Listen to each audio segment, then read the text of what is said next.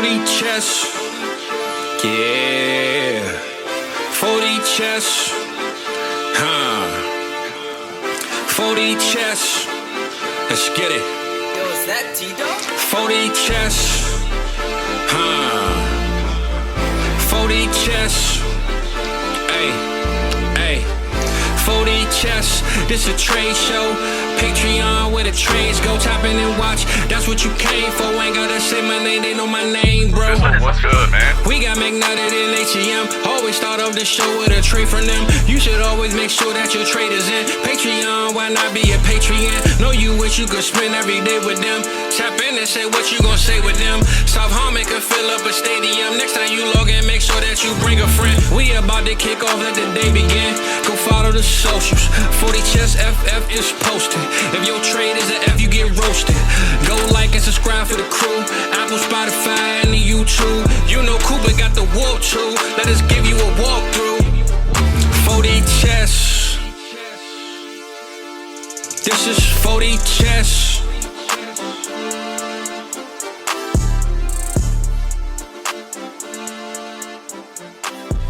What's up, everybody? Welcome into the 40 Chess Dynasty Football Podcast. Something a little bit different. We had a situation come up, so we subbed into some pinch hitters to talk some Dynasty Ranks early 2024. So you can go check that out on In Between Media. You can check out the entire live stream, which I highly recommend. Or Adam and I, through magic of audio and video editing, will merit together. So you'll be able to check that out right now. Pow! What's up, IBT family? Tonight, we look ahead to the 2024 rookie class and tell you what the top players could mean for your Dynasty Fantasy Football team. This and more on tonight's In Between Fantasy Football Podcast.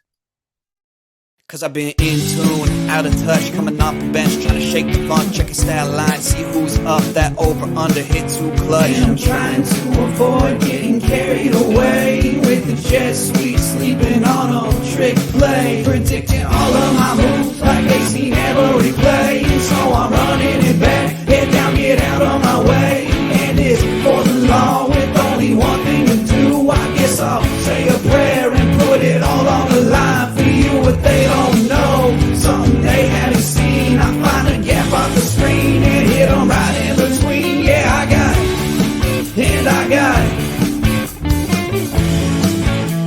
Just one thing to say, yeah, what they don't know, something they haven't seen. I'm off that mean Joe Green, it got me fading between. Yeah, I got it, and I got it.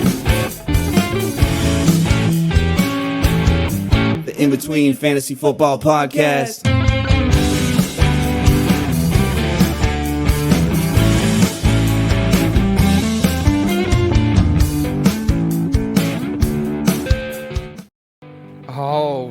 All right. It is November 28th, 2023, and yes, we are 3/4 of the way through the NFL season. So we thought, what better way to spend the evening than talk about the next crop of rookies coming into the league? I am Seth Woolcock, still a jaded Penn State fan. Fuck Michigan. Fuck Ohio State. And I am joined by a guy who is possibly staying warm in an attic in Texas tonight, eating grass-fed steaks with all the cash he's been rolling in the college basketball season. Eric Romoff. Eric, what's up tonight, man? How are we doing post-Thanksgiving? Man, can confirm staying warm, nice and toasty in my attic. And no grass-fed steaks tonight, but might be on the menu soon. That sounds pretty good. Those college basketball streets have been lucrative. Good week in DFS on the NFL side. So we're riding high heading into week 13. There you go, man. Well, appreciate you being here. And guys, unfortunately, our usual planned guest, he got the flu. So we called up the only two guys who would answer and want to talk about rookies 5 months ahead of the NFL draft. They're the leaders of the shitheads, founders of South Harmon Fantasy Football, Mike and Adam. Boys, thanks for answering the call literally an hour before we went live tonight. How are we doing? Doing well, man. I will say both fuck Ohio State and fuck Michigan I can get behind right now. And okay. Because that's true, as an Ohio State fan, I also think it's also true it is unfortunate that we're here to be the guest. We're not the primary guest, but Listen, we're all you got right now, so we'll take it. Here we are. We're ready to talk. We're ready to talk the 2024, the 2025 class anytime. We'll talk Dynasty till we're blue in the face. That's all we do, man. That's all we do. And go Hawks. Go Hawks. Between all the Big Ten fans in here, I'm the only one who's got a team in the championship game. It's weird. It's weird. Now let's see what Kurt Ferentz has to say after getting his ass kicked here by Michigan. Hey, whatever it is, bet the over, though, because it's going to be like 56 I was going to say bet the under, my guy. No. Your Bet Hawks the have been over. crushing the under. No, Didn't it drop bet. like 23 points last week finally? Yeah, whatever it is, it's going to be like 50-something Michigan to 6. Yeah, Maybe 8. Michigan Maybe will we'll get a cover by safety. themselves. Yeah, Michigan will go over by themselves. But you had to call in the righty, right? A little reliever action. Yes, sir. We got it. You didn't just get one. I don't think it's illegal to have 2 relief pitchers, but it's fine. We can roll with it. It's football. Baseball don't make sense anyways. There we go. We appreciate you guys being with us tonight. How's the season been over there at South Harmon Fantasy Football? What's new for the shitheads? Oh, it's been wild, man. The shitheads are doing well. Fantasy's going well. Dynasty's going well. But I am kind of in that season. I know it says the way too early rookie ranks. I always get this, like, I want the season to be here, and all of a sudden it's here, and then you kind of get in the middle of the grind, and you go, fuck, I can't wait till it's rookie season. Yeah. I can't wait. I want some combine. I want some underwear Olympics. I want to see some dudes run some 4.3s. Let's go. Yeah, I think the way too early is I guess it kind of fits right now because a lot of people that are just very much in their leagues are going to be thinking right now, I want to go win a title in about a month. Yeah. Right. But, we always talk about whether it benefits us or not. That could be debated. But let's be a step ahead. Let's know 24 beforehand. Let's know 25 beforehand. Unfortunately, we were looking at one of our shitheads portfolio doing the trade show earlier today, and it wasn't the greatest of. We can just tell you there's a lot of RIPs on these teams, but it happens sometimes.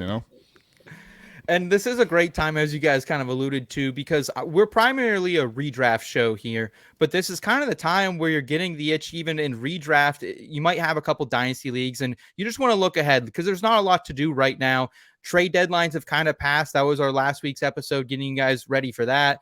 We can still add some waiver wire targets. We're going to do that. And in the scope later in the show, we're going to take your questions from the forum. So let us know in the chat how we can help you, or head over to fantasyfootballadvice.com and let us know over there how we can best assist you.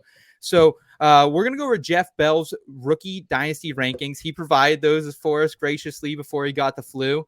And then we're going to go over with Eric and Kyle our Christmas special rankings. So let's go ahead, guys. Let's jump into this in just a second. Kyle, how are we sounding tonight in the back end audio producer extraordinaire? And are you ready for some fucking Christmas specials rankings tonight?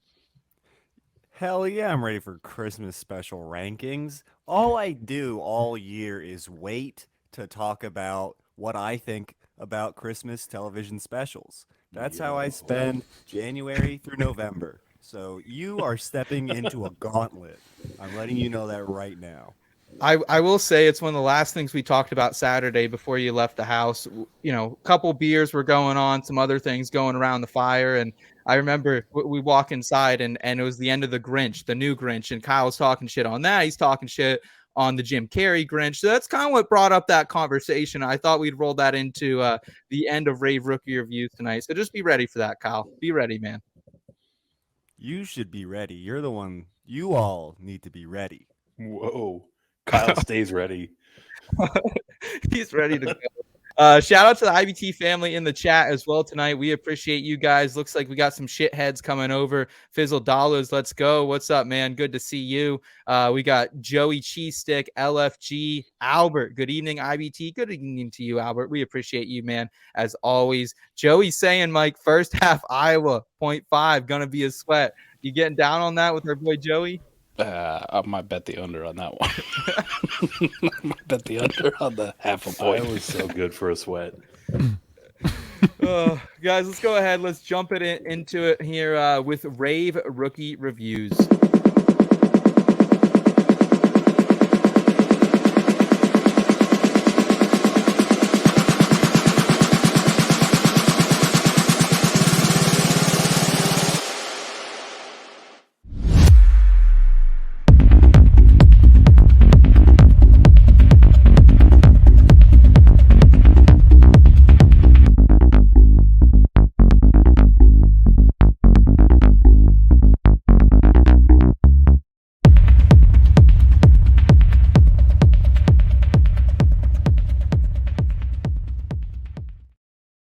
I just gotta say with that drop, thank God for Senior Bowl, just like non-copywriting the shit out of all their footage.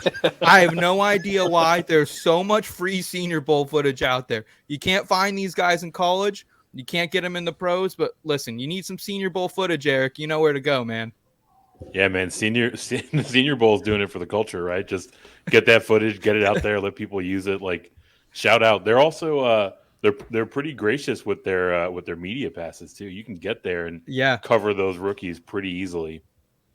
Mike, we might even be able to get you and Adam down there, I think. Oh, we got to get down there sometime. Yeah, we've been invited. I've last year I wanted to go down in Alabama. You know, listen, being from Ohio, there's not really. I'm not jaded. I'm not going to act like I'm not going to go anywhere in the country. So you get me anywhere. So I want to go to the Reese Senior Bowl at some point, man. We got T-Rock in the chat saying, OMG, I could listen to that transition all day. You know it. So, guys, we're going to look at Jeff Bell's top 12 Dynasty rookie ranks. And Jeff Bell, for those of you who don't know him, he's with Debbie Royale. He's with Football Guys. He kind of leads their Dynasty unit over there. Very brilliant mind in the space. So we're going to crack this thing open. We're going to go through his top 14 technically. Let's start with Caleb Williams, though. He's obviously, I think, the consensus 101 in Superflex right now. There's a little bit of a debate, maybe, but it's another mobile pocket passer, 2022 Heisman. He won it after transferring from Oklahoma with Lincoln Riley. Hasn't had as spectacular of a junior season this year, Mike, but still a guy I think in many people's eyes who's a can't miss prospect. Is he that for you as we head into 2024? His value definitely is. Let me say that. That's not a slight against him, but people are already projecting him as the next Patrick Mahomes, right? Like the next Trevor Lawrence as a prospect, the next Andrew Luck. Like, this is the kind of talent that people think they're getting. I'm not going to necessarily disagree with it. I just, for me personally, I think it's a lot closer, and I would personally have Drake Maye at 1 over Caleb Williams. I think he does a few things a little bit better. Plays a little bit better within a structure, and you see with some of these guys who play out of structure, sometimes they struggle. They get the wrong type of coach. Coach doesn't have any tolerance for that shit. All of a sudden, some of those whispers start to pop up. Not to poke holes in Caleb Williams. He's definitely a generational type prospect at the quarterback position, but I don't think for me it's a slam dunk 101. Now, for people in dynasty value, for sure. Like, if I'm on the clock right now, you told me I had to make the pick, it's Caleb Williams, because then I'm going to see if I can get Drake Maye plus. I like it. Low leverage spot for you. How do we look at this, Adam? If you're in a dynasty start or a dynasty rookie draft right now, how are you preparing this 101 pick? And where do you think Caleb Williams possibly even lands in the draft? We know the Bears probably holding on to that first pick, but do they use it on him? Do they trade out again? We know what they got last year. Could they get a king's ransom? Yeah, I mean they definitely could. I think when you think about what they got last year, Caleb Williams, I think at this point is almost any GM that needs a quarterback could get themselves behind trading whatever the hell you got for Bryce Young plus some. So yeah, I think if the beautiful thing for both them and the Cardinals, depending on how it finishes, is they have their pick of the litter. Like, they could both move on. The Bears a little easier because they haven't paid Fields, right? But I do think the NFL just is so devoid of quarterback options that someone will trade for Kyler Murray if that was the case. I actually I will hope. I'm hoping that both teams, the Bears and the Cardinals, hold on to the quarterbacks that they have, and someone trades into the 101 or whatever pick Caleb becomes. I just don't want to see Caleb Williams, frankly, go to New England. That's like the one spot I don't want to see him go to. Everywhere else, I'm pretty comfortable.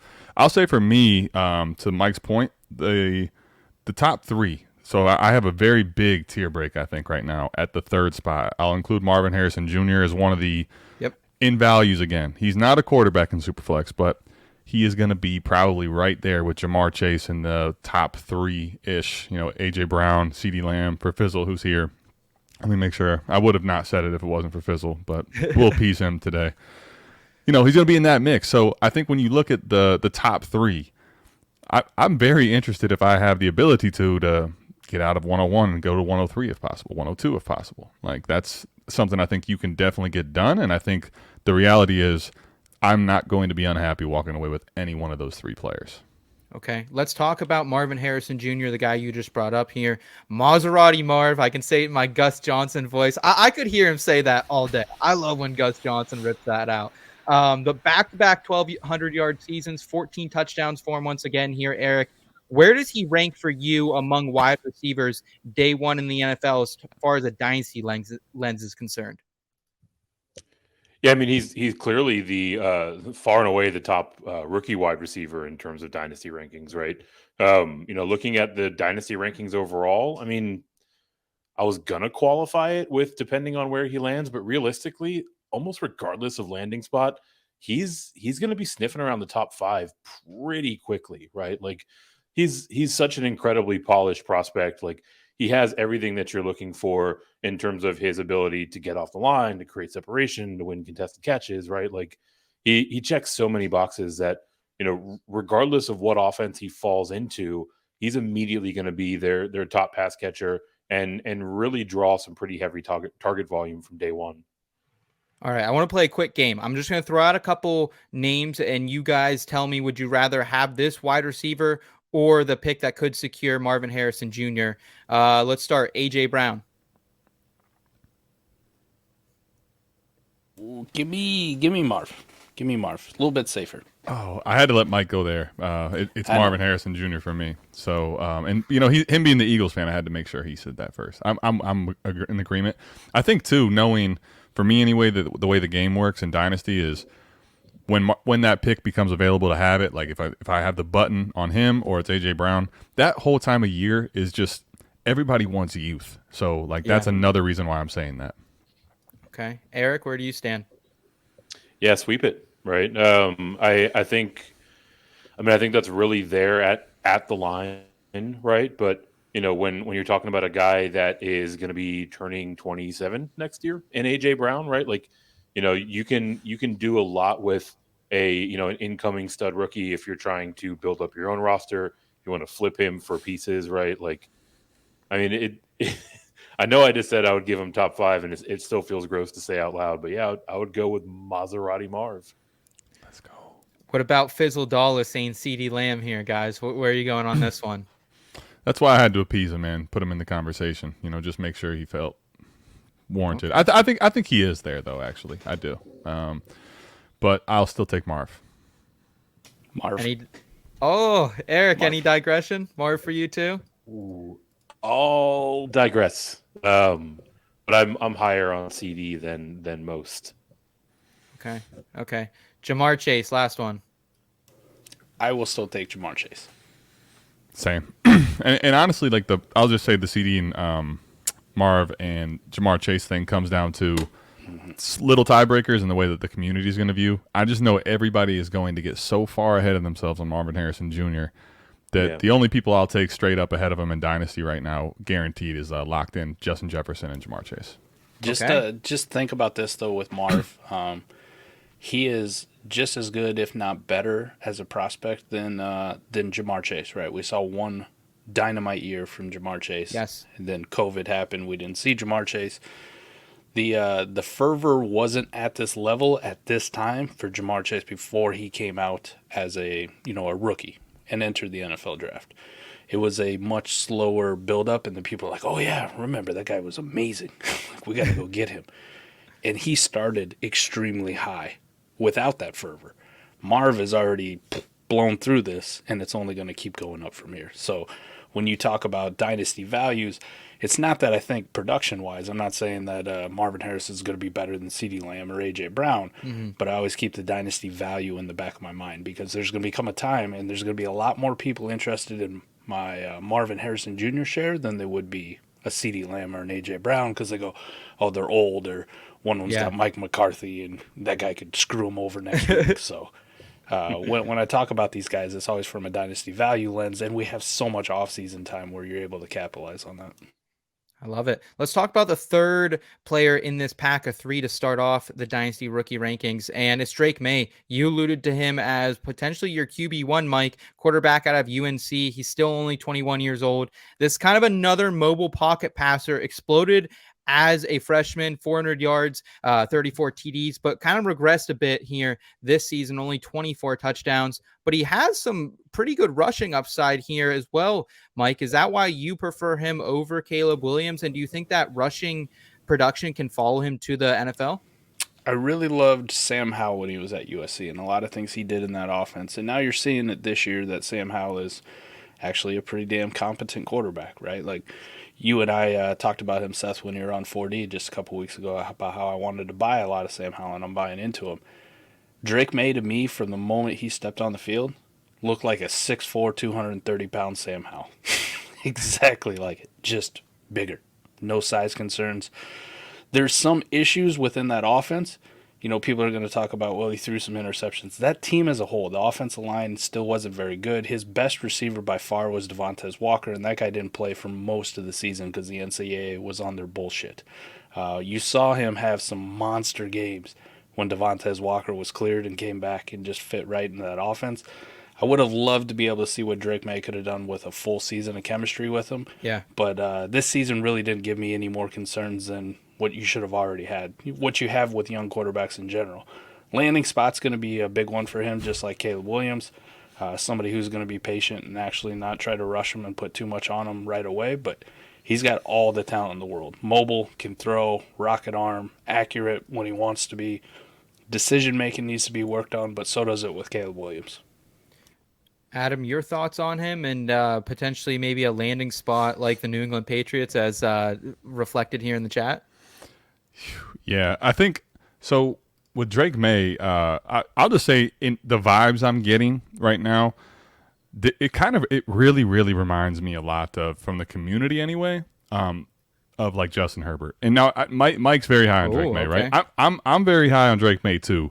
But the reason I say that is Mike talked about him at 101, you know, his 101 to shake things up. And if you don't know Mike, let me introduce you to my friend Mike. He's going to stir the pot often and early. All right. So, but I just want to let you know that the reality is for the Dynasty community, I think, while I have the tier at 3, a lot of people, I feel like they say we're going to get a generational elite quarterback in Caleb. And I also get that in Marvin Harrison Jr. And then Drake Maye is kind of this, like, you know, he could be good, but it's Drake Maye. You know, it's North Carolina. He's had a bad year. There's a lot of these excuses or narratives coming into the fold, which really fit the thing for Justin Herbert. And if you remember, Justin Herbert was not in the same tier as Burrow, was not in the same tier as Tua Tagovailoa.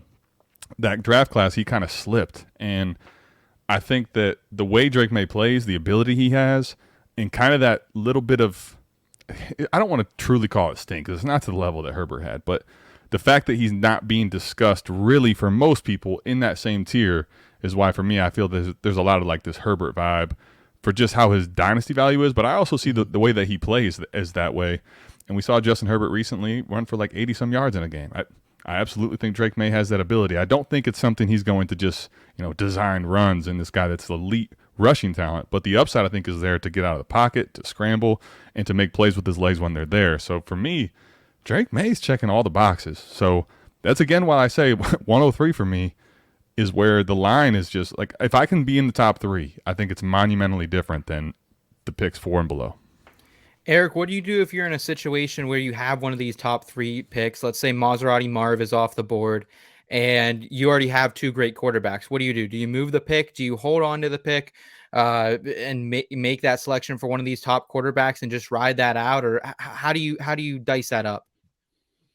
Yeah, generally I'm right there with Adam, right? Like, I want to do everything that I can to move to the 103. So if I'm at the 102 and Marv's off the board, you know, I want to move back that one spot and gather as many assets as I can. After that point, I mean, I don't mind sitting on these guys, right? Like, this is why we have taxi squads in Dynasty, right? Like, yeah, at the flexibility that you have. I've got a couple of Dynasty builds where I've got Fields and Lamar Jackson and CJ Stroud sitting on my taxi squad, right? Like, you know, the leverage that I have over the rest of the league is immense, right? Because they're all so thirsty for quarterbacks, and I've just got an embarrassment of riches, and you can very much so find yourself in that position by, you know, capturing either of the top 2 quarterbacks in this year's class. All right, let's look at Brock Bowers, tight end, Georgia. And listen, it did not matter one damn that this guy's senior season in high school, he wasn't allowed to play it because of COVID. This guy came out, he didn't give a fuck. 14 total touchdowns, 882 yards as a freshman, won the John Mackey Award as a sophomore. We know he has a little bit of an injury history popped up here this season with Georgia. Tell us about Bowers. How are we feeling about him, Adam, coming into this next year? Could it be a Kyle Pitts situation where it takes a couple years and you're just frustrated if you spend that high capital on him? Yeah, I think so.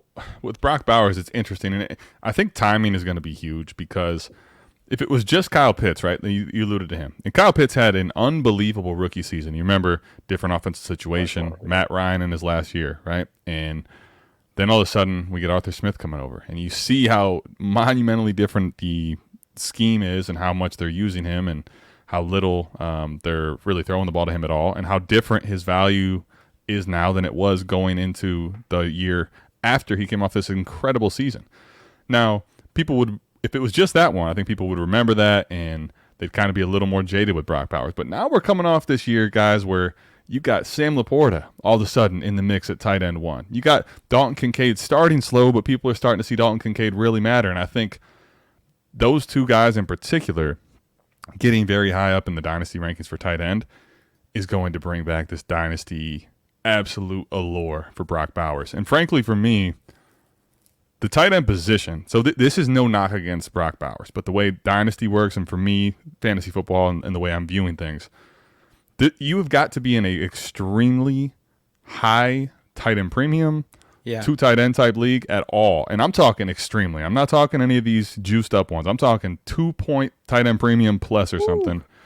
For me to say, like, Brock Bowers is worth the 104 spot. And for me, I think the reality is he's going to be in the conversation starting there. 104, 105, 106, dynasty startups, crazy high, 4th, 5th round type stuff. I'm good. I'm not taking him in any of those spots. The only thing is, if I had a player like him, I'm looking to move him in his rookie year. And it's not even that he can't end up being one of the great ones. I'm not going to say he can't. It's just, for me, that position is not worth the type of investment that he's going to cost. And the reality is, for them to be the elite ones, Sam Laporta made the jump, right? He's in the tight end 1 discussion, but he's not producing like that. You're not paying for his production. He's not producing like Kyle Pitts, like TJ Hawkinson, like Mark Andrews before the injury. So I don't want to sit around and wait on that in dynasty, if that makes sense. So I'm going to end up being a passer of Brock Bowers, frankly.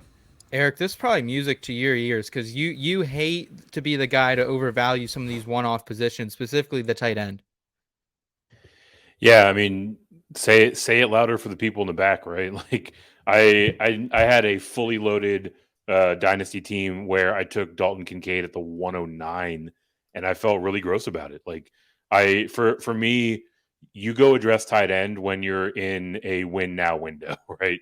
So like if there's some speculative guys that you want to add, very late in the first into the second round, fine, right? But 104, even for a guy that looks as promising as Bowers, like just philosophically, it's hard for me to get to that place. Mike, any final thoughts on Georgia Pride? A lot with Adam. And okay. This would be a prime spot too. Like if we get to draft season and Brock Bowers is a lot of people's consensus 104, right? Regardless of what the tight end premium is or start 2 tight ends or anything like that, right? If you're hearing this drumbeat because he got top 15 draft capital or whatever the case may be, this is going to be the prime spot where I look at it, because this tier for me is so big and there's so many good players in here where it's like you give me any pick, out to like 108, 109, 110 with this tier of players, and you give me any type of plus on top, like a future second, something like that, for me to move back so you can move up to the 104. Good luck with Brock Bowers, my friend. You take him, you have him, you enjoy the fruits of rookie tight endom.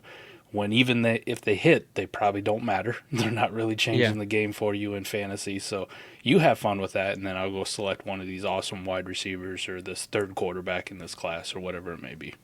And, man, I'll just say real quick, that's such a big point, and why, for me, it's a tier break at 103. And then 104, like, I don't want people to think that just because the 101, 102, 103 are immensely valuable that means to write off the rest of the class. Do not do that. This class is pretty damn good at receiver, And there's a lot of them in the back end of the first round, I think, all the way going through. So we can get into some of those other guys too, but it's going to be very interesting. 100%. We got Hoove in the chat saying Bowers won't go in the top 15. Calling it now. What's up, Hoove? Good to see you, man. And then we got Tom saying with other great tight end prospects at Georgia too. And Fizzle Dolan not feeling Jeff's rank of number 4, Brock Bowers either. Koopa Troop is saying hashtag tight ends don't matter. That's what you need to know about Bowers. Too many good wide receivers and quarterbacks that'll get that capital. So love the comments, guys. Let's go ahead and talk about some of those elite wide receiver prospects you just mentioned, Adam. Malik Neighbors, wide receiver, LSU, coming in at number 5 for Jeff. Keon Coleman, FSU, wide receiver, coming in at number 6. And then, oh, don't look now, it's Roma Dunes climbing up everyone's draft board out of Washington. Mike, who's your favorite wide receiver in this range? And do you think Jeff got it right that this is the next tier of wide receivers here? It is, and I'd probably expand it to another 2 wide receivers that I'd definitely throw in that. But this right now, leading off with Malik Neighbors, no complaints about that. He wouldn't be the next wide receiver for me, but this is, I mean, we are talking razor thin. This comes down to personal preference. It's going to come down to landing spot, how they test at the combine, what you're hearing about him in the pre-draft process. That's going to be real important. But these next 3 guys that he has listed, no issue with where they're at. It really just comes down to personal preference. Malik Neighbors is amazing. He's had an awesome season. My personal favorite out of this group would be Keon Coleman. He just has so much damn Des Bryant to his game. So much damn Des Bryant to it. Athletic freak that returns punts, dangerous in the open field. Now, I've said this before, Des was a much better contested catch guy coming out. Bigger, knew how to use his body a little bit better. Keon needs to clean that part of his game up. But I also think Keon's a more polished route runner than Des was when he came out. So there's kind of that trade-off. Keon's really awesome. Roma Dunze is kind of like a Marvin Harrison light. Like, not quite Maserati Marv. Speak it. But pretty close. Pretty damn close. Now, community consensus doesn't vault him into that territory because he plays in Washington. It's the Pac-12, and, they're not even going to be a Pac-12 next year. No one cares. Nobody watches the West Coast games. They're on at, 10 p.m. at night. We're all sleeping. So. Good. But Roma Dunze is really good. So if you get a chance, and you get to watch a Pac-12 championship game, watch Michael Penix and Roma Dunze, go to work in that game because it's something special to watch him play. Good.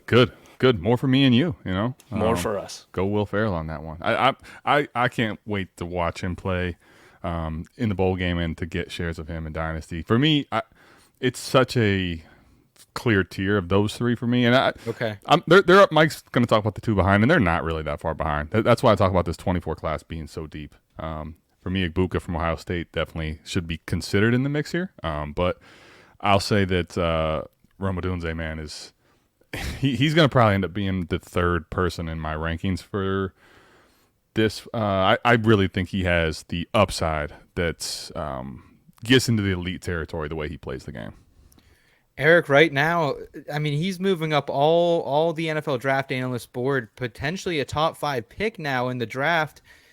Do you think that sticks? If you had to bet the over/under on Rome for the NFL draft, what do you think it would be? I think 5's probably a little generous, but would you take 7.5 under 7.5? Ooh, I was going to easily take 5. I think he'll go pick 8 or later. So I guess that would put me on the over, right? Just that's less to do with how he profiles as a prospect and more to do with how teams think about building out their rosters through the draft, right? Like, it's a very short list of wide receivers who've gone inside the top 8, right? So, no shade to Rome. He's a phenomenal prospect. Like, he's one of these guys that, he can make a 50-50 ball 80-20 in his favor easily, right? So, him being drafted high is certainly not out of the mix, but if you're going to make me put my money down, I think he goes 8 or later. Okay. And last question on these wide receivers for you, Adam. Where do you value them in comparison to last year's rookie wide receivers outside of maybe JSN? Hoove's kind of saying here in the chat that he thinks these guys compare to last year's. I think they're kind of a tier above, at least as far as prospects wise. Like, I really think Quentin Johnston was a pretty raw prospect coming into it last season. Zay Flowers had his moments, but still had some downfalls. And I think you could say a lot with the other wide receivers in last year's class. Are we feeling better about these guys? Are they a step above for you? I would say the reality of this 24 class relative to last year's is, for me, it kind of worded very similar to that. But I would say Marvin Harrison Jr. is in a tier of his own. He's in like that, I would honestly say, God tier prospect wise. Like he just is. So you just put him in his own pile, right? And then you come back and I'd say JSN, like he's probably in the tier realistically. The name value might have been a little more with JSN. Yeah. But I think realistically, he's kind of in the same tier. I'd put him in that same bucket as Neighbors and these guys, Keon Coleman. Right. And then I think the reality was last year's class, you saw some of the receivers get pushed up, which aren't necessarily as good as those three or Egbuka even for me. So I think that the 24 class both offers more upside and is a little bit deeper, frankly. Okay. And we got Fizzle Dollar saying one of these guys will be in Cincy replacing Higgins. Whoever is may shoot to wide receiver 2 in this class. Yeah, landing spot I think is really going to matter as you kind of sort out here number 2 through 4 of the wide receivers. Let's add a couple more wide receivers to the bunch here. Troy Franklin, wide receiver, Oregon. A little bit more of a slender fella. And then Emeka Egbuka. I know one of us were clamoring him to be potentially in this tier we just talked about. How do we feel about them? Are they potential first-round draft capital guys in the NFL? I've seen them going anywhere from 15 all the way back to early second round here. Mike, how do you see this one shaking out for Franklin and Egbuka? Yeah, those were the two guys that I kind of hinted at that should be considered with the group above them. Definitely, Egbuka can play on the outside, but he is very, very effective in the slot. Like that's the kind of thing that you want to see. And Troy Franklin is a very interesting guy. Right, he plays with more of that 6'3" like Mike Wallace type mold, like prime Mike Wallace, if you kind of want to consider that. And you're like, man, I don't know how a guy that big is that fast. He also kind of reminds you a lot of like DJ Chark too, like when he came out, but a hell of a lot more productive. A lot more productive. His analytics are going to be really good. So both these guys also need to be in consideration. So I have no problem with these in here. I think after that, though, there's a tier break, and then there's a couple other wide receivers that we'll get into that need to be in the conversation there for potential first-round picks as well. I think more of those guys kind of project as early day 2 kind of guys, early second-round picks. So yeah, not the worst case to be, though. Like, those are all very high guys. We're talking about a lot of wide receivers with the potential to go in the top 50 of the NFL draft, which you should be paying attention to. And you're talking about how they could stack up. To me personally, JSN would be in this tier all the way down to Egbuka. However you kind of want to split it up, he would slot in there. Okay. All the other wide receivers, though, every one of them, Zay Flowers, Quentin Johnston, last year's class, they all slot in behind. They're all behind. Agreed. I'm with Mike. And I think, the next group of guys, I could see some guys over the next few months definitely shaking this potentially up. Like, I've seen a lot of good stuff with moving up the ranks for Brian Thomas Jr. I do like his game. But for me, just right now, when I look at just prospect-wise, what they've done, where they're projecting to go, I think that the line really draws after Troy Franklin and after Egbuka as well. Perfect. Let's move on to the quarterbacks here. 10 and 11 in Jeff's rankings. J.J. McCarthy, quarterback, Michigan. This is just a guy with a fucking cannon and composure in the pocket. He wasn't at 100% here in the game on Saturday against Ohio State and still was making the right decisions, although they were going very run heavy, I think, because of that injury. Then Jaden Daniels. This is a guy, he transferred to LSU, had to put up with fucking everything going on at LSU the last couple years. And he's a dual threat quarterback, 40 passing touchdowns and 1,100 rushing yards last season, 10 touchdowns. Eric, who do you prefer here? The steady arm of McCarthy or the dual threat capabilities, the Konami code breaker of Jaden Daniels? Yeah, I think in a fantasy context, I would probably lean towards Daniels, right? Like the Konami code is exactly right in terms of their ability to not only contribute in a meaningful way from a fantasy perspective quickly, right? But also their floor on any given week, right? Like we've kind of gotten spoiled with how effective rookie quarterbacks have proven to be over the last handful of years. But the reality is that, for these, more pocket bound passers, in their rookie season, like there's plenty of ups and downs, in a lot of cases more downs than anything else, right? So as we kind of get outside of this top tier of quarterback options, I'll tend to err on the side that can do a little bit on the ground. So that has me looking at the LSU Tiger. Adam, how do you feel about it? Yeah, I agree. I think for me, it's so hard right now. The way that Mike and I do our leagues is in Dynasty, we do a lot of these pre-NFL draft, rookie drafts. Yeah. And so I'll get all excited about guys. And, I think what I will say about J.J. McCarthy, I'll also throw Michael Penix into the mix here, Jaden Daniels. These guys right here, I'm going to get excited about more so Penix and Daniels, sorry. But the reality is for me with this pre-draft rookie thing, I don't want to shoot my shot too high on these guys because I don't think any one of them are guaranteed the draft capital that I want to. So in the pre-draft process, I think it's just important to know that they're in this mix, and if they get the draft capital, like top 15-ish, you're talking about guys that are going to go ahead of some of these receivers for sure. Yeah. Just because of that in Superflex, right? But the reality is they all could end up not making the first round, and you see how that goes. I mean, Will Levis took a big fall, and he still went early second round and still had a very good game in the NFL in his rookie season. So it's not to say like they're completely dismissed, but their value, it will change drastically with draft capital. So I just think it's important to pulse and understand how much that is going to carry into their dynasty value. Okay. All right. We got Dave in the chat. What's up, Dave? Good to see you, man. And then Bargustus saying, how deep we going?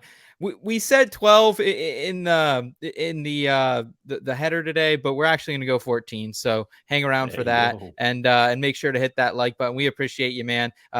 Thanks to everyone tuning in live with us as we continue to round this out. If you guys are new to the channel, thank you. Easiest way to support us is hit that subscribe button, and you can come back and hang out with us again. Let's round it out here with a couple more wide receivers. Adonai Mitchell and Xavier Worthy, both out of Texas. Mitchell's kind of that nice size receiver, but also a great separator. Meanwhile, we see a guy like Xavier Worthy, who had a ton of hype coming into this 2023 season, but has kind of fell down the ranks a little bit. There are the weight concerns at 172 pounds, and then just some ugly concentration drops. Mike, do you have a preference out of these two? And do you think Worthy dropping is justified? I think Worthy would be the one I'd be the most interested in because he has the one thing that you really can't teach, and that's that game-breaking speed, kind of like Jalen Hyatt last year. Now, the drops are a big issue, but you could also see an NFL team falling in love with him. Like I was looking at a mock today that had him going to the Chiefs, at the end of the first round. Oh. Right, we're going to do this shit all offseason. Yeah. And I tell you right now, if Xavier Worthy ended up in the first round to the Chiefs, people are going to be like salivating, right? There'll be people trying to, pump the brakes. He couldn't catch shit in college. Yeah, we get it, but most of the dynasty community be losing their damn minds. So that'd probably be the one I'm most interested in. Adonai Mitchell, I don't know. There's just something about him. He's okay. Like for that size and his ability to separate, he should be doing more, in my opinion. I just never really got excited. Like more flaccid than anything. Yeah. Just watching him play sometimes. Xavier Legette is a guy that I think should be in this conversation. Really needs to be in this conversation as well. And if I'm going to go down to Xavier Legette, keep an eye on Jacob Cowing. Jacob Cowing is going to be one of those guys that wows in the pre-draft process, and all of a sudden you're going to hear that buzz. And you look up, and he's a back-end second-round pick, early third-round pick for a team, and that's a dude who could step in and produce right away. So we're far enough down in the wide receiver ranks where I'm starting to not really care too much. Legette and Xavier Worthy are probably the end of the list for me. Everybody else is going to fall after that, and I'm just looking for sleepers or draft capital. Okay, love it. And Bubba saying in the chat, does age for any of these quarterbacks concern you, or is the NFL just starved so much for the position that doesn't matter as much? Does it concern you guys at all? We got 22-year-old Caleb Williams, Jaden Daniels, also 22. Eric, any pause at all? No, not at all. Right, like in terms of shelf life, your quarterback is always going to be the longest lasting dynasty asset, assuming that one hits, right?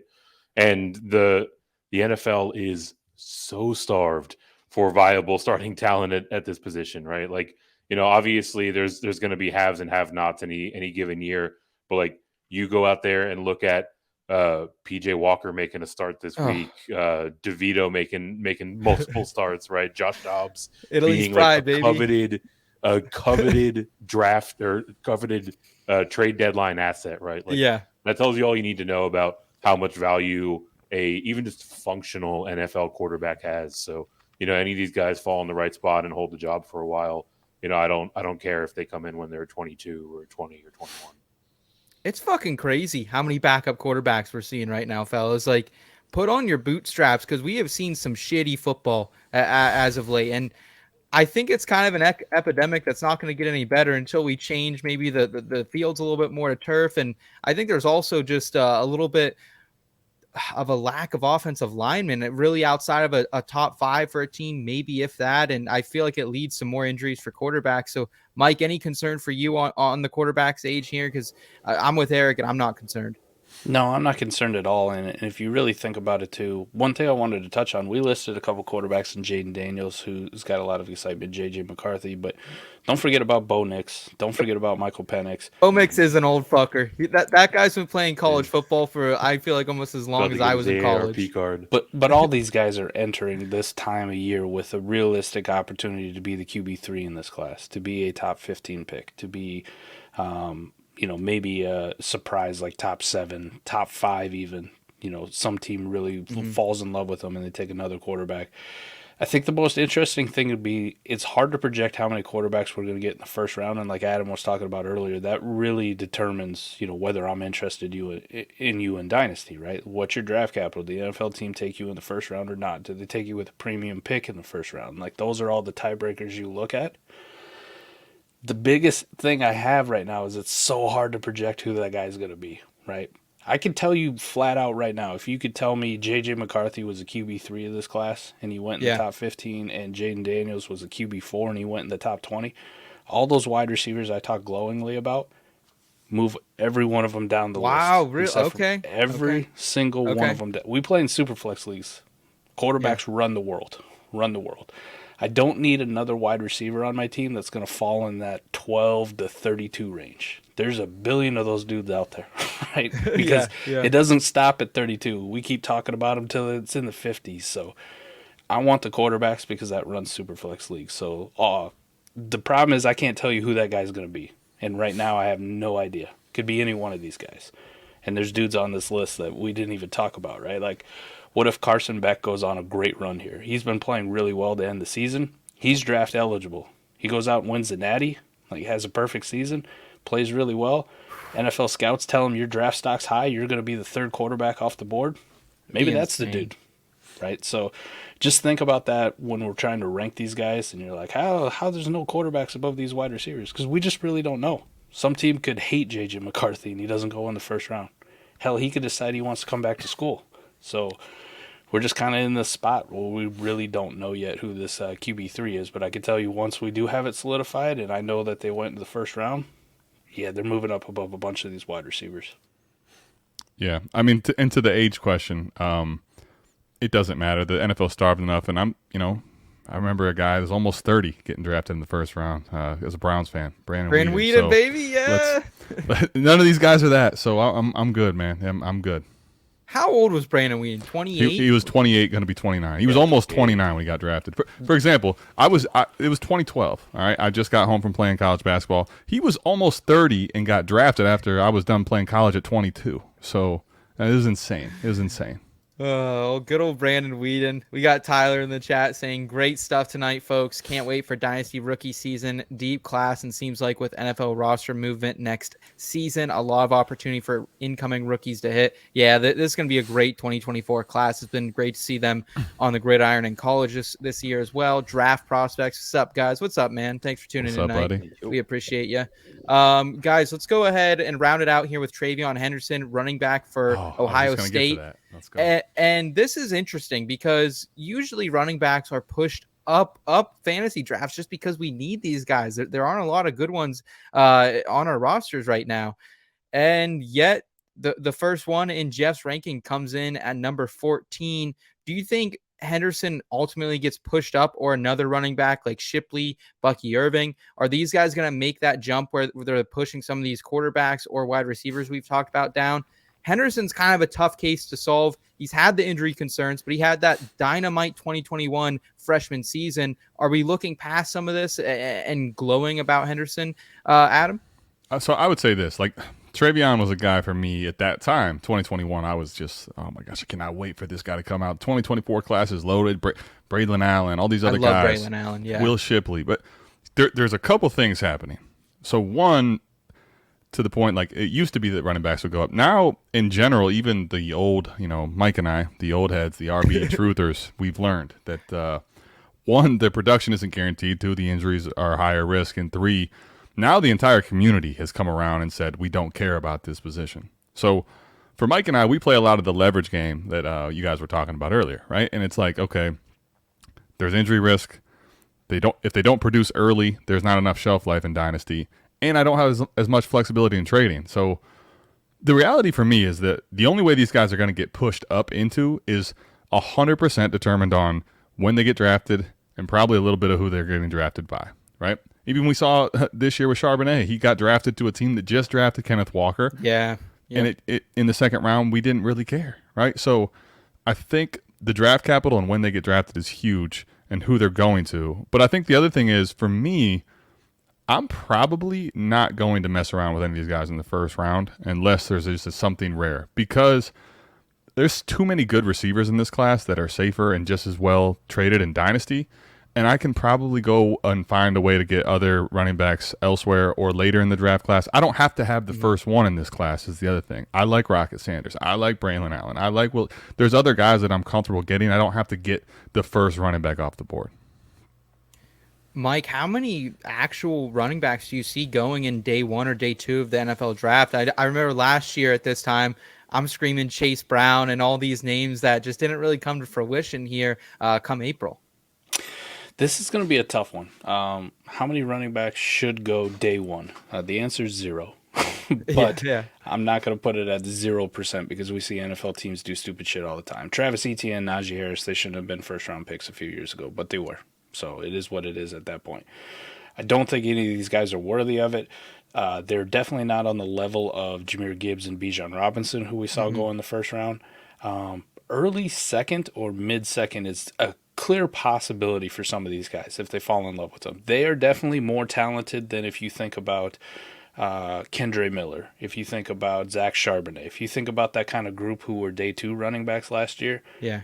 They're much more talented. Travion Henderson has some injury concerns. Braylon Allen looks like a walking, spitting 19-year-old image of what Derrick Henry was like coming out of college, like a freak show, who can also coincidentally catch the ball.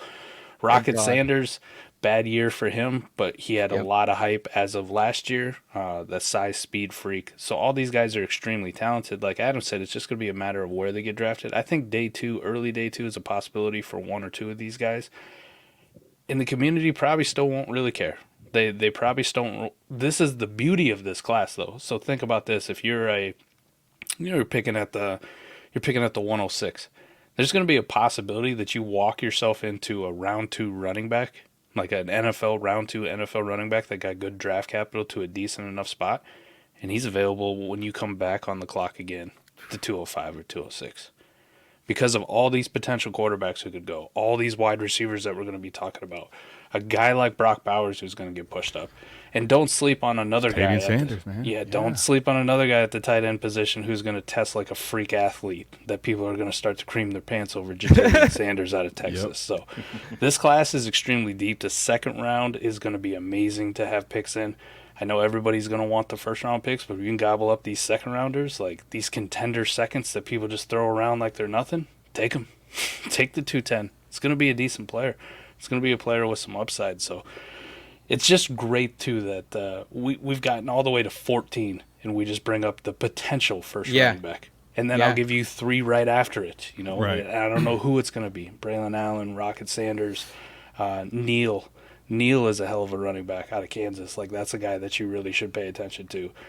We get to see a little bit of Ray Davis. Ray Davis has had some extreme moments this year. So there's a lot of running backs. Bucky Irving is another guy that you were talking about earlier, too. That's a guy that I really like. Has a little bit of Christian McCaffrey, in my opinion, to his game, right? Just the way he moves and operates on the field. So hell of a class. And it's so weird, Adam. This is the first time we're ever talking, and we're getting pick 14, 15, 16 before we even mention a running back. It is. And the thing is, all those guys that Mike mentioned, if they were what he said, if they're definitely day 2 and round 2 especially picks, like, people will pay attention. The thing is, outside of probably Travion Henderson, just because of his talent, I don't think he's going to like slide all the way back. But if any one of these guys, let's say, gets drafted in end of round 4, like when we start getting the compensation picks in round 5, people ain't going to care, man. So that's the thing about them, is you understand that the names are good, understand how they do in the prospect, like the combine and all that. But if they miss the high-end pick side, no one's going to give a shit. So that's part of why I think the community as a whole doesn't really care that much about the running back position today. Okay.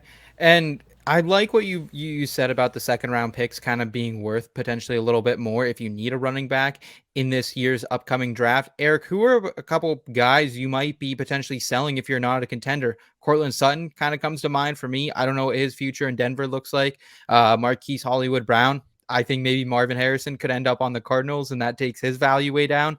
Are there any other veteran names that come to mind for you, Eric, that maybe we should be shopping around to maybe see if we can't jiggle loose a second rounder?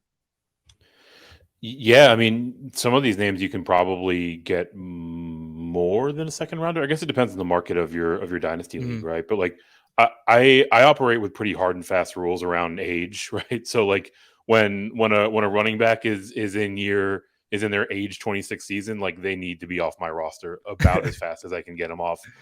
Same thing with wide receivers at 28. Sometimes I'll make an exception, push to 29. So I'm not at all afraid of moving on from some of these older assets, right? If you can still get any value for the very old Cooper Kupp, smell you later, right? Devonta Adams, some of the names that you mentioned, right? Like, for me, I'm always trying to get into that peak age range for these players. So, you obviously get as much as you can, but specifically in this upcoming draft, if you're walking away with multiple seconds, or you're stacking up a second this year and a second next year for some of these players, like, take that all day. Hell yeah. We got Daniel asking the question of the night for Mike. Any Iowa players he should be targeting? I'll give you 2, but I can't tell you for sure if they're going to come out or not, because they both suffered massive injuries, like season-ending injuries, and were gone. The first one I'll give you is Eric All, the tight end out of Iowa. Imagine that, tight end U, stand up, let's go.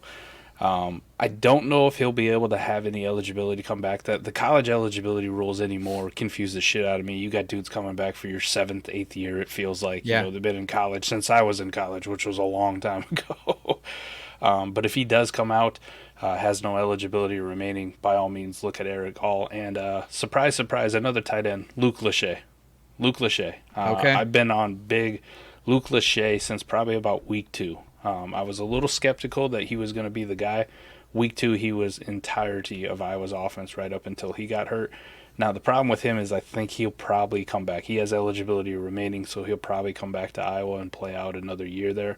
But if I'm wrong and he comes out, pay attention to him. And in your dynasty drafts, instead of being that sucker that takes Brock Bowers at the 104, take Luke Lachey at the 304 and thank me later. Sam Laporta, you're welcome, for everybody who listened on him last year. Let's go. Some free advice there from Mike. Daniel saying he's in a startup and has no first or seconds after this season. Going to be interesting to see how much it takes to trade back in.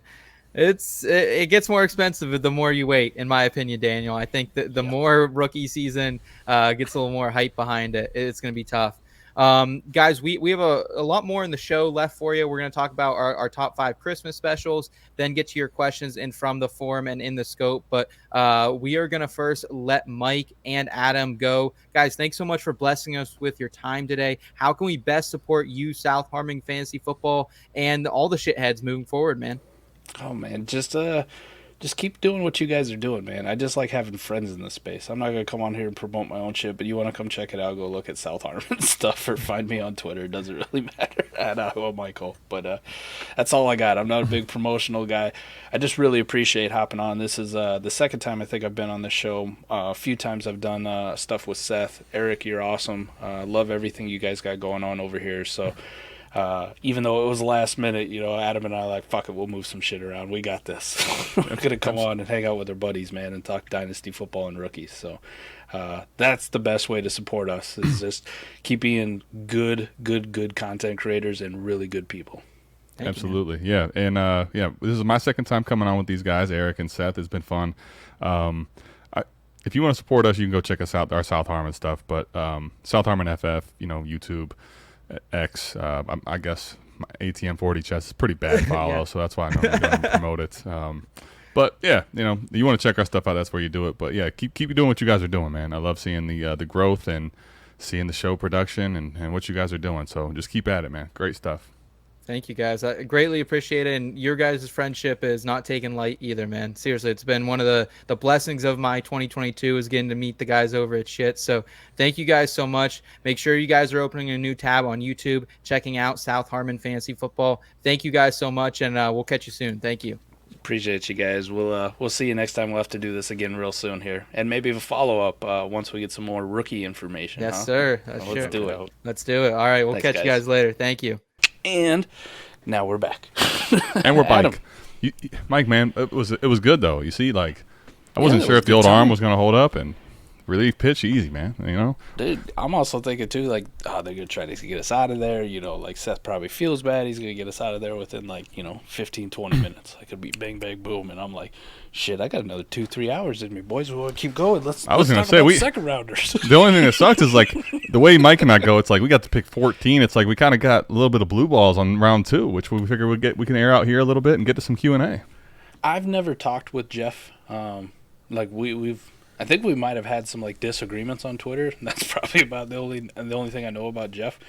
I didn't think the ranks were too bad though. They're pretty damn spot on, other than the Brock Bowers thing, which you and I both know will be against consensus for a lot of the Dynasty community. Like, they'll be creaming their pants over Brock Bowers. So yeah, I think it's just one of those things where, frankly, Mike, I'm glad it happened too. But we by opening our eyes to Warp, and probably a little before that, learned that Brock Bowers has to be Brock Bowers plus, and he has to become that in production for me to even think about where the neighborhood where he's going at. It's way too high for Brock Bowers. And it's not a knock against him, it's just a knock against the position. I don't care enough about it, man. Yeah, I'm with you. Fizzle was over there. Tom, Koopa, you guys all tuned in. Appreciate you. What do you guys have any feedback? Like, I want to hear your opinion. What do you guys think about it? Why they talk about it? Adam, I think just the general wholesale. You didn't get to do the Canton Bound because you were traveling last week. Yeah. Yeah, it was last week. I don't know. Yeah. Last couple weeks I was traveling. New York and then El Paso. Ready to be home, man. Right. Really glad to be home. I almost forgot about the New York thing. Jesus. I know. It's all good. You got frequent flyer miles? It's funny. Fizzle was saying, "Oh, you've gone again." Listen, I might need to check back on that. Was in the lounge though. Got lounge access with my daughter because, she's gonna run around the airport anyway. So let's at least get her in some closed space she can run. But yeah, it was fun. It was fun.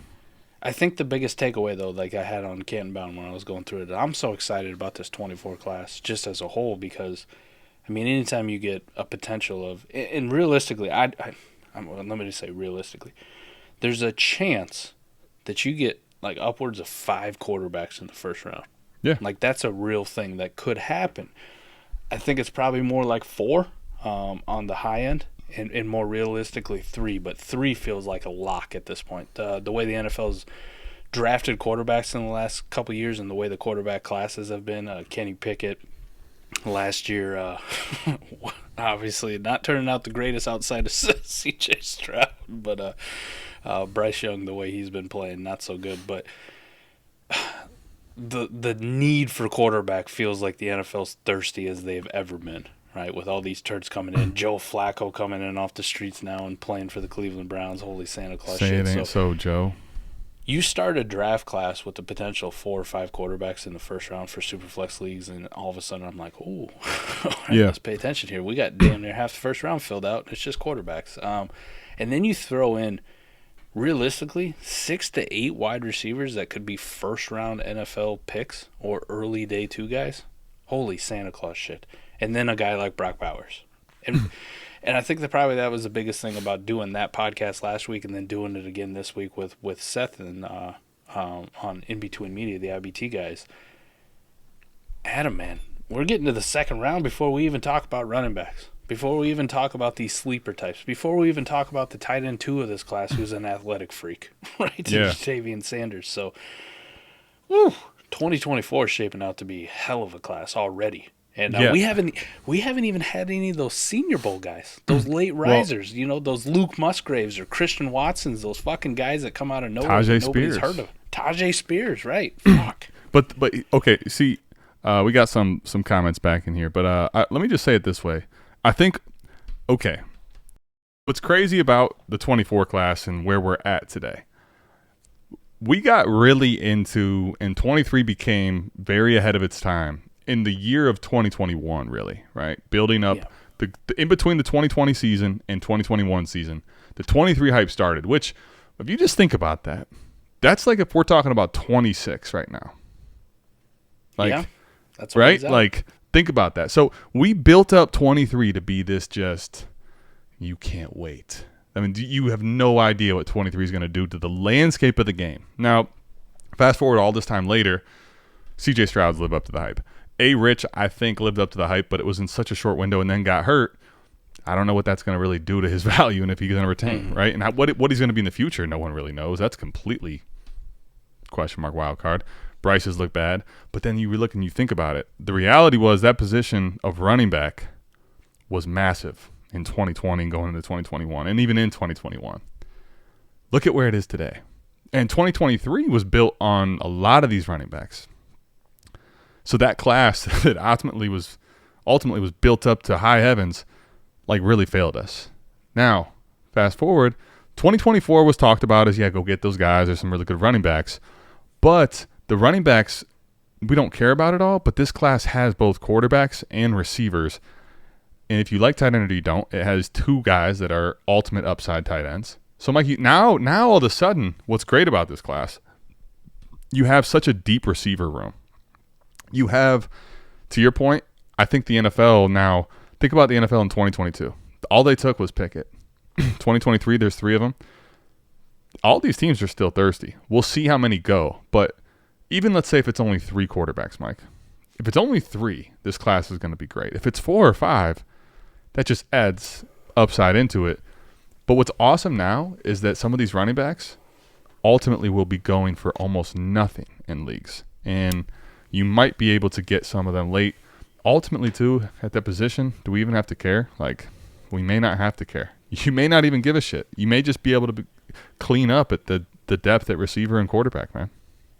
Here's another thing, too, like just to take into account, and then we'll get to some of these. I want to talk to you guys about this before we bounce out of here. This will be a little bit quicker because we just did an hour over there. But here's the other thing, Adam, that kind of occurred to me, too, just now, and it's kind of been in the back of my mind.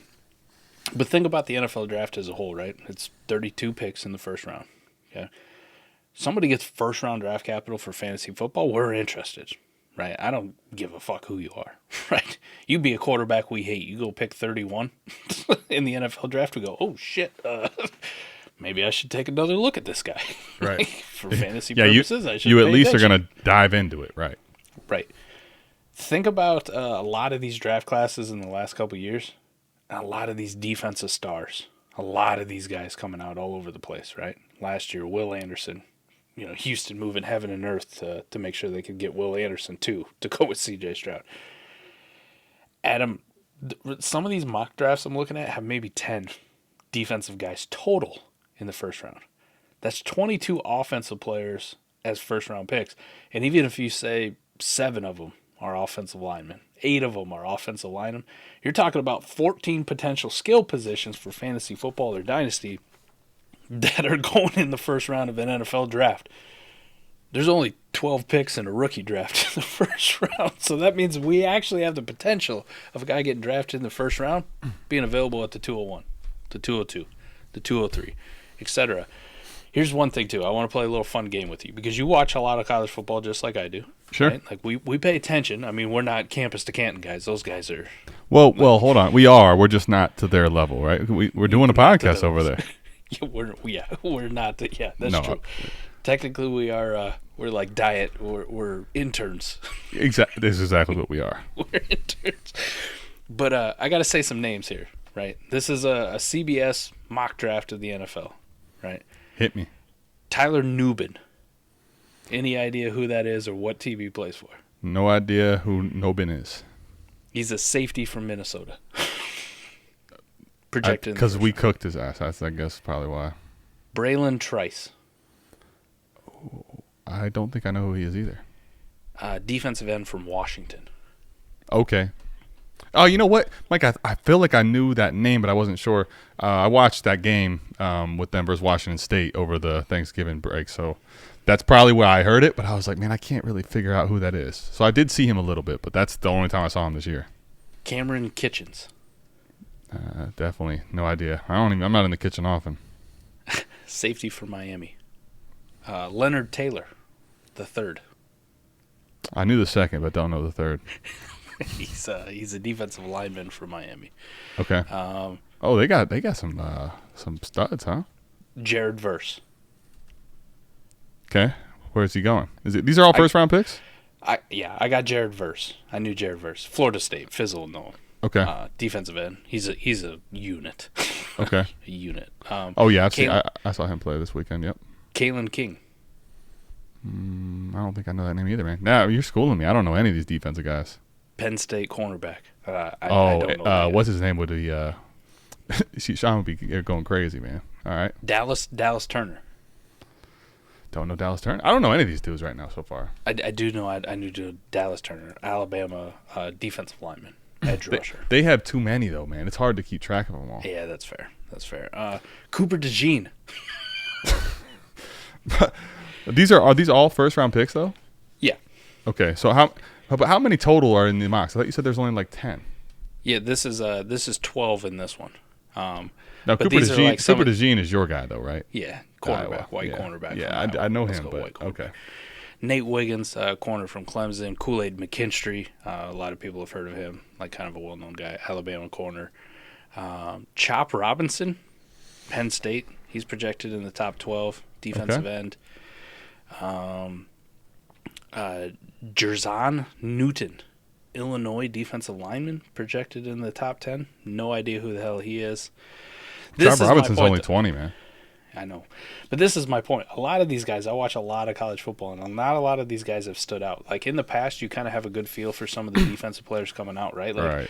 You knew when Sauce Gardner was coming out. You knew about Chase Kobe Young. Bryant, his teammate, like on the other side of the field, the other corner for Cincinnati. You knew Chase Young. You knew Will Anderson. Yeah. You knew some of these top linebackers when they were coming out. Some of these top safeties that just strike fear into God.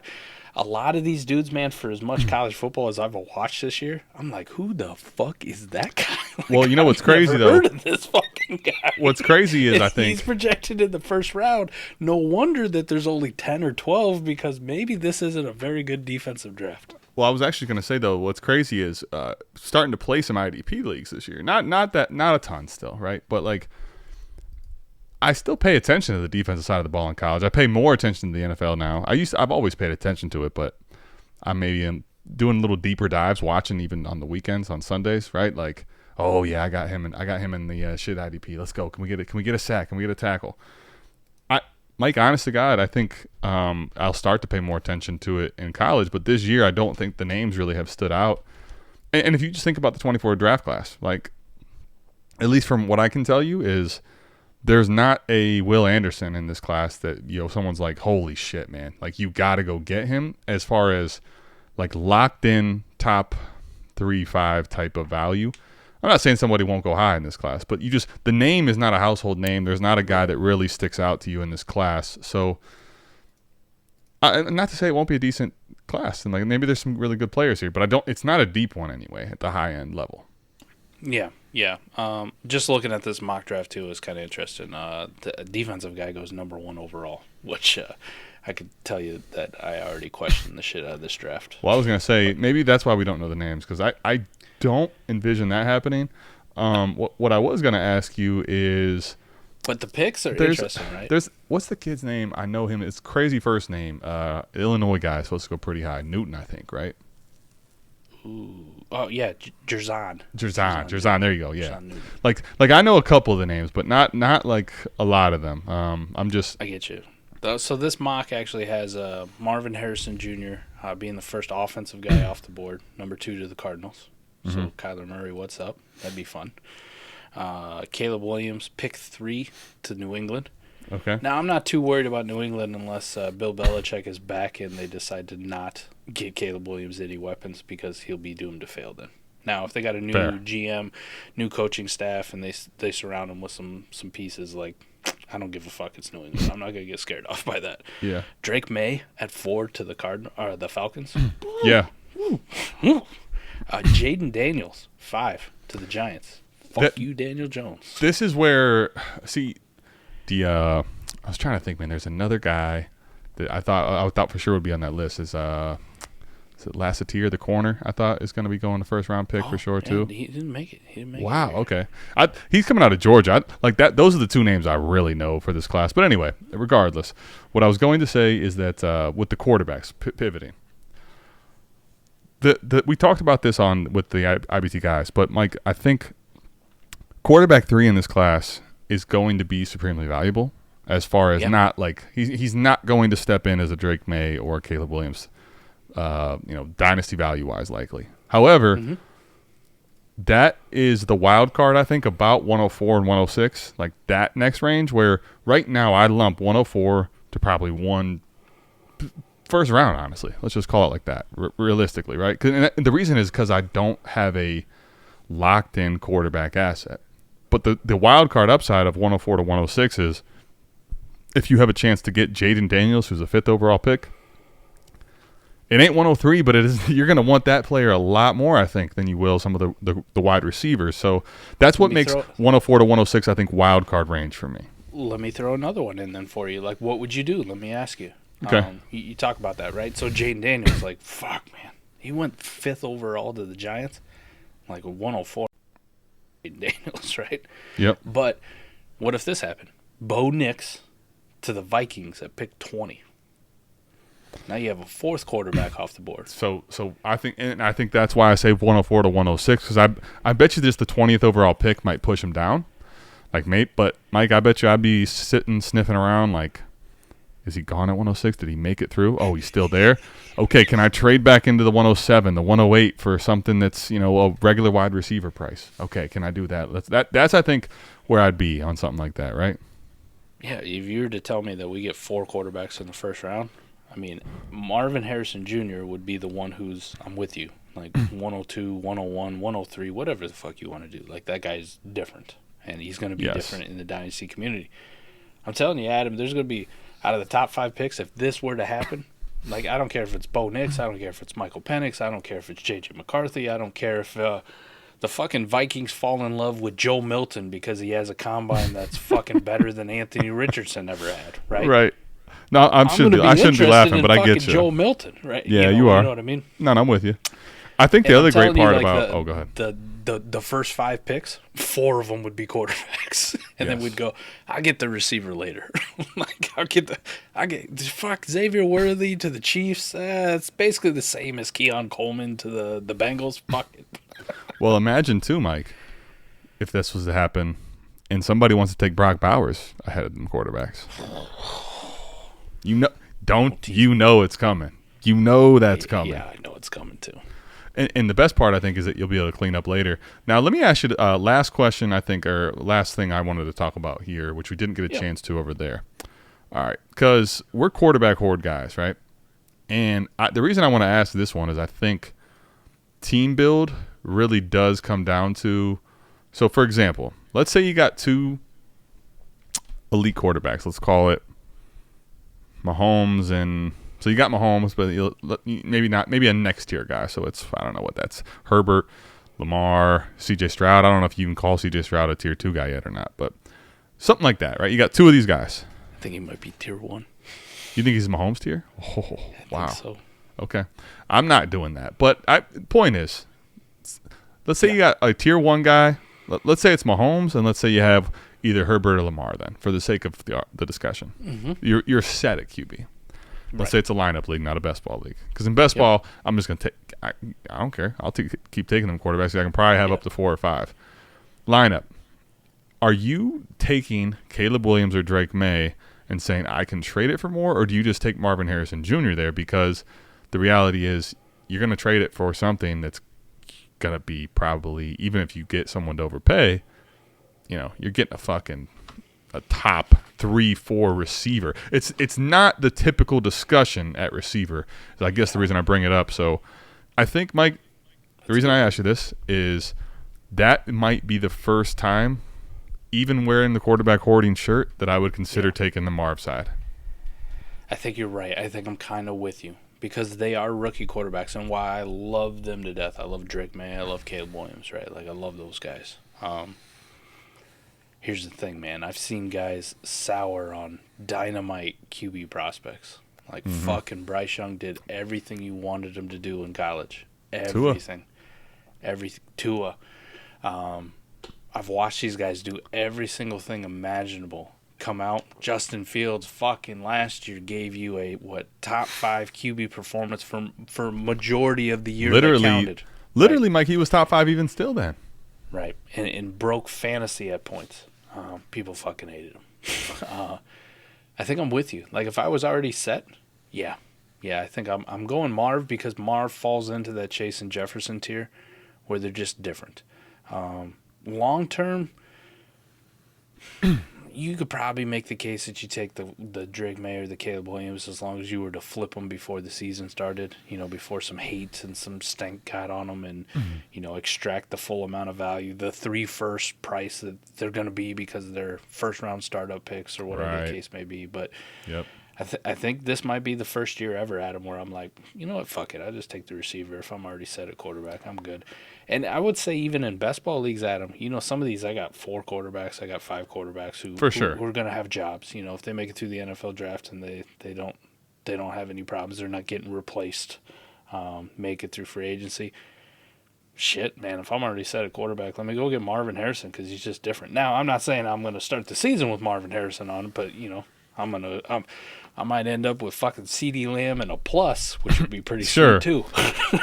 or even just say, you know what, like I'll just maybe you just trade it straight up because now it's kind of found money type thing, right? Yeah. Because you're trying to go win. Now, I think the reason I bring that up is that is going to be probably realistically the reason I think it's so interesting is Caleb Williams and Drake Maye are very, very good quarterback prospects too. Like this isn't like we're talking about the Kenny Pickett thing, okay? Like these are quarterbacks that are in the high end upside tier. But Bryce Young and C.J. Stroud were good. They were better than Kenny Pickett. They were better than the Malik Willis, the Sam Howell class. These guys are above those dudes. Exactly. So the reason I wanted to highlight this point is typically in most discussions we ever have on 4D, I wanted to highlight this and make sure you're on the same page. I thought you would be, but I just wanted to make sure because it's antithetical to a lot of stuff we talk about on the show where it's quarterback values and hoarding. Like I'm still all much into those principles, but this is going to be the exception to the rule because Marvin Harrison Jr. basically out of the box is going to be wide receiver 3 to 5. And that position is also peaking in dynasty value. So I think he's one of the rare exceptions where this is going to come down to team build, though. I want to make sure this is clear. I will take Caleb and I will take Maye ahead of Marvin Harrison Jr. every single time if I need the quarterback and I don't already have my room built up. But if I do have my room built up, this is going to be the exception to the quarterback hoard. And I think the main reason I wanted to highlight this point, Mike, is when you quarterback hoard, what are you doing? You're trying to force the market to overpay for a quarterback because they don't have one. Great. What are you going to get now? Well, you're going to probably hope to get a Marvin Harrison Jr., a CeeDee Lamb, and Amon-Ra St. Brown. So just fucking take it now. Like, that's the reality of why I wanted to discuss this. Because don't overthink it here when you have a guy that's that good coming out of the box. Yeah, I'm with you. This is going to be weird for me. It is. I felt odd going through this, but I'm like, shit, man, I think that's the play. I'm with you too, and I think there might be a few scenarios, Adam. I got 40 leagues, you got 30 plus. Like, there's gonna be a few scenarios. I got a lot of rebuilders with a fucking ton of draft picks. There's gonna be a few times, Adam, I can already envision like Mike took a wide receiver at the 101. Like you who is he? QB. Yeah, you got to give up that QB horde shirt, bro. Yeah, I need that shirt back, and I'm gonna. You know what? While we're at it, let me get that crown back. Tear down. Get out of here. But it's gonna happen. I can see a scenario where it's gonna happen. I can Fizzle too. did say every last wide receiver from 5 to 9 goes before Bowers unless the Kansas City Chiefs take him. Now, for us, the South Harmon people, you're right. Man, even if I guess maybe if the Chiefs would take him, I could tell myself a story like this. Travis Kelce's replacement. Travis Kelce rides off in the sunset with Taylor Swift. What if Brock took him? They took Brock and Travis. Let's say they either win one or they had a great season, and he's like, listen, me and Swift we're gonna work out. I'm riding out after this year. Like, people go crazy. Yeah, where'd they have him going in this mock? The South Harmon people will be on board, but the fantasy community, on the other hand, is going to push him up way too much. He goes to the Rams at 13. That's the thing about Bowers, though, Mike. It's not just the name's good. It's not just that he has, very, very different athletic traits. It's that, Mike, he doesn't fall outside the top 15 in almost any mock. Like, no. This guy's going to go so high. So you tell me a guy that the community loves, the name is high, and he's going to go to a top 15 pick. It's way too much what he's going to be going at dynasty value wise. So let's just make sure we don't fall into the trap, right? Like, assuming this happened, the Chargers pick at 12. Oh, if Brock Bowers went with Herbert to the Chargers? Mike, do you know why that would be so dangerous? Because they're like, listen, they can't get the wide receiver 2 right, so it's essentially that, but he gets to play the tight end position. Yeah. I ain't fucking falling for the trap, though. Do you remember how good Gerald Everett was in points? Imagine if it's Gerald Everett and Mike Williams all in one. It'd be hard, but I wouldn't fall for the trap. I'm going to be strong. Christian, clip that. Christian, clip that. I'm going to be fucking strong. Can I tell you one thing? Why I need that clipped? The offseason is a long beast. It's a marathon. And all it takes is one moment of judgment lapse to just, Adam, I can see a scenario where they're really using this guy like a wide receiver, bro. I think I'm buying in. Stay strong, my friends. Stay strong. Fizzle also said he thinks 4 quarterbacks will be a lock with how bad quarterback play has been. Listen, I tend to agree. It's just amazing to me, Mike, that in 2023 and in 2022, I was thinking the same thing. I watched the Falcons take 2. I guess Drake London's not a luxury position, but in the last 3 years, they've taken a luxury position ahead of a quarterback inside the top 10. Yeah. I gotta think it's 4, but just think about this for a second.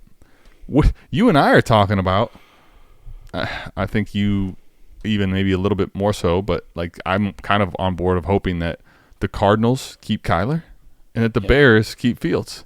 You're talking about 2 teams keeping quarterbacks in the top 2 picks possibly. I'm just saying, although 4 should be a lock and we probably should get 5, like I could see this NFL being weird as hell again, and it's like we got 2 early and then we're waiting on pins and needles, like they're not going to take another one, are they? And then we get a 3rd like at 20 something, and then that's it. Like, I guess the reason I say that is I don't want to guarantee it because I've seen the NFL do weirder shit. It feels like there's too many teams this year that are just desperate for fucking quarterback. So, Bears, possibility, right? Yep. Cardinals, possibility. Patriots, possibility. Falcons, possibility. Giants, Patriots and Falcons should be. Yeah, Titans? Giants, possibility.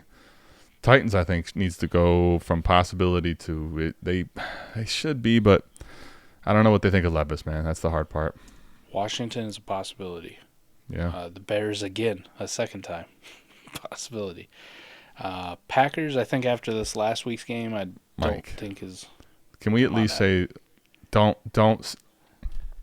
If the Bears don't take a quarterback at 1 or 2, whatever it ends up, Could you imagine if they traded out of that pick for a haul and then took a QB at that next pick? Oh my gosh! Stop it! The world would go crazy. Bucks.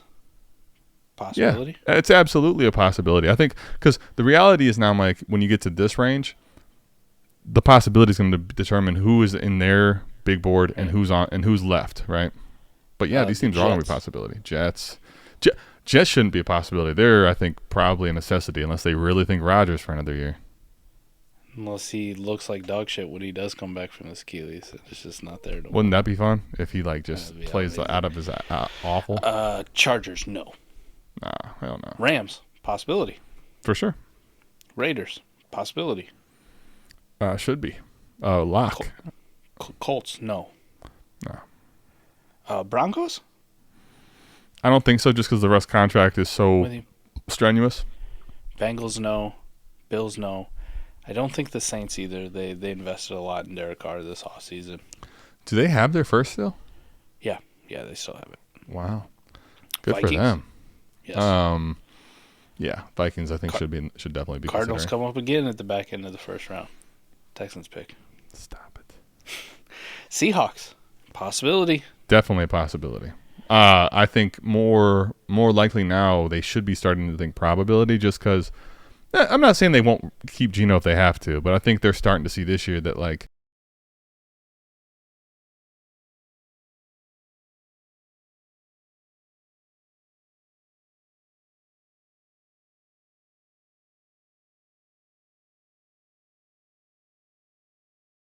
No.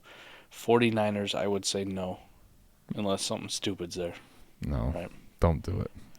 I don't think they can do it unless Brock really fucks up in the playoffs, or I just don't think they can go back to the well of a rookie quarterback again this soon. It just feels too soon. You know what I mean? Just saying, if he didn't look good in the playoffs and doesn't do it over I the hump. understand the want and the narrative, but to do what you did for Trey Lance and then you get Brock and then now you to get one, it would be it feel crazy to do that, but I'm not saying it's impossible. And then they were there on the clock at 27, and a prospect just like Tua, but with a stronger arm, is sitting there who we just saw run a McDaniel offense pretty goddamn well. Just saying. Listen, I'm not going to say it's impossible. I think that would be insane for them to do. Jags no, Chiefs no. Lions, I would say, is a possibility. Right, you already saw the Lions is becoming a possibility, right? But I still think no, just because I think that the one that they probably have on their board is gone. But you never know. Yeah. Ravens no and Eagles no. So did you not say that? We didn't say the Packers anywhere. I did. Oh, did you? Okay, sorry, yeah. I missed that one. Yep. Did we possibility, right? Not a lock to do it. I don't think it's a lock. I think it's. I don't think it's a lock. I think. Oh, Jordan really? Got some goodwill, right? Yeah. Oh, interesting. So you think he gets an extension this offseason? Yeah, I think so. I think at the very least they franchise tag him. That's what goes on. Gotcha. Okay. So I think it's his 5th-year option this upcoming year. So they didn't opt into his option. They gave him less than the 5th-year option because they didn't want to pay him as much. No shit. Yeah. Must have missed that. So he's on the books, I think, for like less than the 5th-year option. It's go pull up his contract. Prior to the start of the season, they declined his 5th-year option. Instead, they signed him to a 2-year extension. Right. Worth $22.5 million. Okay, so they got him for next year already under contract. Right. But it's still it's relatively cheap. The reason I throw it out there is if they really like a prospect, I think it's a possibility. Now, I'm not saying I agree with you. I agree with you that I would not be surprised if Love is their starter next year. I'm just saying I wouldn't be surprised if they had, let's say, Penix as their quarterback 3 on their board and he's sitting there. I don't think people should be shocked if they took him. Right? Yeah, that's fair. I think if it just feels more and more likely like he's going to be the starter in 2024. I think he started. He has had a very rocky up and down season. His rough moments have been bad, but I think he's done enough in these last couple of games that the Packers might want to see another year out of him. That's, I guess, the way. Tom says, it was good to hear the takes on the 2024 for now. Good to see later first we'll get decent wide receivers and perhaps quarterbacks. Later first, early seconds, money picks. Whole second round right now looks really, really good. Go get those seconds, Tom. But the yes, I agree. Get the seconds. The reason we were talking about that, Mike, that 4 quarterbacks, 5 quarterbacks. I mean, we mentioned well over 10 teams minimum, 15 teams roughly that could easily take a quarterback in round 1. Yeah. And Fizzle posted 3 times in a row, so he's very serious about this. If the Falcons don't take a quarterback with all that talent, burn the logo, the stadium, everything in caps. I think I agree. The thing will be for the Falcons. Does the GM have the balls to, now that he didn't take one when they're in the position? Like, does he have the balls to like go move up for their guy, like spend up to go get one? I hope so. Because if not, what if it's sitting there and it's again in the range of, what are they supposed to be right now? Like middle of round 1, right? Yeah. What is it? Yeah, right now I think. And this would also be if they don't win the division, correct? Right. Right now they pick 19.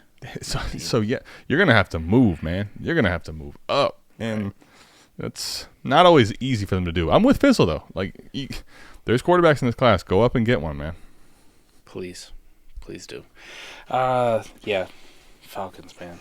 They could have had Trey Lance for a fucking 3rd round pick. There ain't no way San Francisco turns that down when all they could get was a 4th out of Dallas. I was shocked that they did not go try to get it. Yeah, Tom says Love has a $12 million dead cap. I think if they draft one though, Love probably still ends up being the starter day one. It just is a signing that they are signaling that they're moving on. They could have at least had goodwill if Jordan Love was out there looking as bad as Desmond Ridder did, or not Jordan Love. Trey Lance was out there this year looking as bad as Desmond Ridder. Yeah, they would still have goodwill. They'd be like, well, he just needs the reps, like fair. He's fine. He just needs the reps. They spent a 2nd round pick on a guy who's fucking ass. Then they bench him for a guy who's even more ass. To bring him back. And now I'm not sure that other guy was more ass. Now I think Desmond Ridder might be the most ass. I don't know who the hell's more ass. I know that we need to get a quarterback in Atlanta. By the way, Fizzle, can I say this? If you burn the logo, I'm okay moving on from this new logo and going back to the OG logo, though. I like that idea. Let's just do that. But I'll say this: I think 24 class wrap up, IBT wrap up. Mike, class is good. Class is deep. Class has high end upside at the positions you want. Quarterback. It has high end upside at the receiver that you want. So, like in Dynasty where we sit today, I think the main thing is try to fall void of try to fall out of the trap of Brock Bowers just because the position isn't what it needs to be. You do that, you're going to like a lot of these picks. I can't guarantee they all hit. That's not what I'm trying to tell you. I just think that there's a lot of value to be had in this class. Yeah. I love this class. I'm extremely excited for it. Now, on some of these contenders where I'm like, am I going to win this motherfucker? It's looking bad. I'm kind of sad that I already pushed that late first in. It's the 110 at worst. Yep. Fuck, I'd rather have the 110 than you know what's crazy? Actually, though, to that point, the 24 class, the way it's shaking out, holding on to your pick has actually probably been the first time where you may legitimately, with a late first, get more. Like, 'cause a lot of times when you're looking like you get a bye, teams are like, it's still first, but it's you might be able to buy for it now with someone penciling it in 111, 112. More than you could in the offseason when, that pick's a long ways away, right? Like that might be the first time that's happened ever. Yeah, I think so. Buddy. Ooh, this is a good one. Long one. I'm ready for bed. I'm ready for bed too. But listen, I'm excited going to bed. We got quarterback issues being solved, except for the one of the Cleveland Browns. That one will never be. Sweet dreams about the 2024 class. Sweet dreams. Listen, my dream right now is to clean up with these contenders, get a few titles, and then we got 2024 right here. Boom. That's what I want for Christmas, Mike. 5 quarterbacks in 24. Give it to me. That's what I want for Christmas. Santa, if you're out there, I've been good. I've been good. I predicted it, 2 years too early. We did it in 22 when they almost took none. And on that note, we'll see you back here same time, same place for the 4D Chess Dynasty Podcast. And just remember, when your league mates are playing chess, play 4D chess. Love y'all. We're out of here. Peace.